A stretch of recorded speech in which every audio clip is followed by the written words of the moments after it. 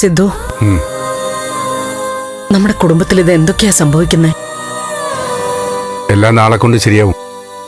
ഉറപ്പാണോ? അതെ, നാളെ ഒരു തീരുമാനം ഉണ്ടാവും. എന്തോ ഒരു അത്യാഹിതം നമുക്ക് വരാൻ പോകുന്ന പോലൊരു തോന്നലാ എനിക്ക്. അങ്ങനെയൊന്നും ചിന്തിക്കേണ്ട പ്രഭ. സത്യോ സിദ്ധു, ഇപ്പൊ സംഭവിക്കുന്നതിനേക്കാളും വലിയൊരു പ്രശ്നം നമുക്ക് വരാനിരിക്കുന്ന പോലെ. അങ്ങനെ വരാതെ ഞാൻ നോക്കിക്കോളാം. സിദ്ധു, ഞാൻ ദേഷ്യം കയറി എന്തൊക്കെയോ പറഞ്ഞു. മനസ്സ് വിചാരിക്കുന്നിടത്ത് നിൽക്കുന്നില്ല. എന്നോട് ദേഷ്യം തോന്നല്ലേ? ഇല്ല പ്രഭ, എനിക്ക് തന്നെ മനസ്സിലാവും. എപ്പോഴും എന്റെ കൂടെ തന്നെ ഉണ്ടാകണം. എന്താ പ്രഭ, താ ഇങ്ങനെ പേടിച്ചതുപോലൊന്നും സംസാരിക്കാറില്ലല്ലോ. എന്റെ ശക്തിയെല്ലാം ചോർന്നു പോവാ. മുൻപ് എന്തും നേരിടാനുള്ള ധൈര്യം ഉണ്ടായിരുന്നു. സിദ്ധു ഉൾപ്പെടെ ആരോടും നേർക്ക് നേർ നിന്ന് സംസാരിക്കുവാനും സംസാരിച്ചവരെ തോൽപ്പിക്കാനും ഒക്കെയുള്ള ശക്തി ഉണ്ടായിരുന്നു. ഒക്കെ തീർന്നു. ഇനി സിദ്ധു എന്റെ ഒരേ ഒരു ശക്തി. അതുകൊണ്ടാ പറയുന്നത്, എന്നെ ഒറ്റയ്ക്കാക്കി എങ്ങോട്ടും പോവരുത്. ഇല്ല, പോകില്ല. ഭയം കൂടുകൂട്ടുകയെന്ന് പറയുമല്ലോ, അങ്ങനെ എന്റെ നെഞ്ചില് ഭയം കൂടുകൂട്ടുക സിദ്ധു. എന്താ പ്രഭ? അല്ല, നാളെ ബലരാമൻ തീരുമാനങ്ങൾ എടുക്കുമെന്ന് പറഞ്ഞല്ലോ.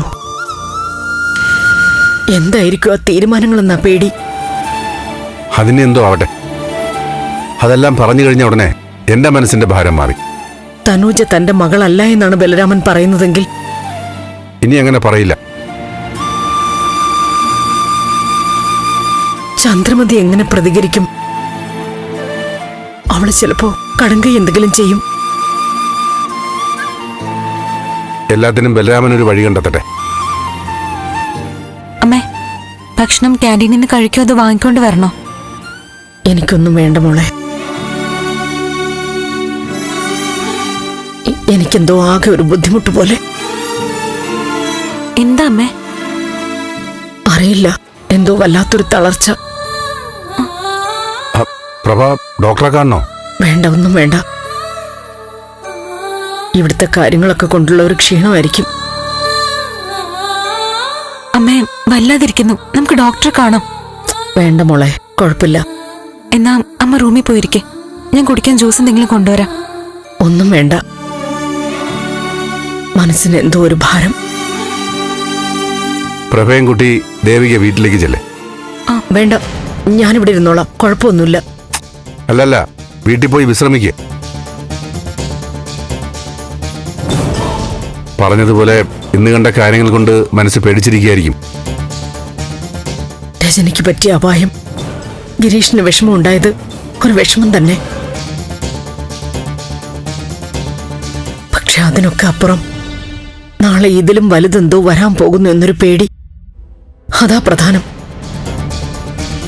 ഏയ്, ഒന്നുമില്ല അമ്മേ, ഒന്നും സംഭവിക്കില്ല. അമ്മ സമാധാനായിട്ടിരിക്കെ. അച്ഛൻ പറഞ്ഞ പോലെ വീട്ടിൽ പോവാം. ഒന്നുറങ്ങിയ എല്ലാം മാറും. ഫ്ലവേഴ്സ് ഒരുക്കുന്ന കാഴ്ച വസന്തം യൂട്യൂബിൽ പ്രേക്ഷകർക്ക് ലൈവായി കാണാം. ഫ്ലവേഴ്സ് കോമഡിയിൽ ജോയിൻ ചെയ്യൂ, ആസ്വദിക്കൂ.